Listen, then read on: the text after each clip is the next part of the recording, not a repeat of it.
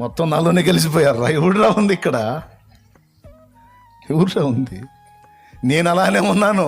అన్నోడల్లా వచ్చి నాలో బొబ్బున్నాడు. ఇప్పుడు ఈడొకడు వచ్చాడు మళ్ళీ, ఇప్పుడు నాది అనుకుంటా.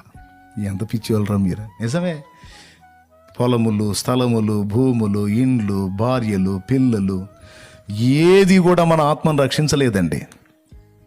పేరు ప్రఖ్యాతులు, మంచి జాబు, విస్తారమైన పైసలు, ఏది కూడా ఆత్మను రక్షించలేదు. రక్షిస్తే చెప్పండి, రక్షించలేదు.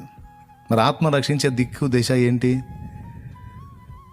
మారు మనసు పొందుట, పాప క్షమాపణ నిమిత్తం బాప్తిస్మం పొంది యేసయ్య బిడ్డగా అయిపోవటం.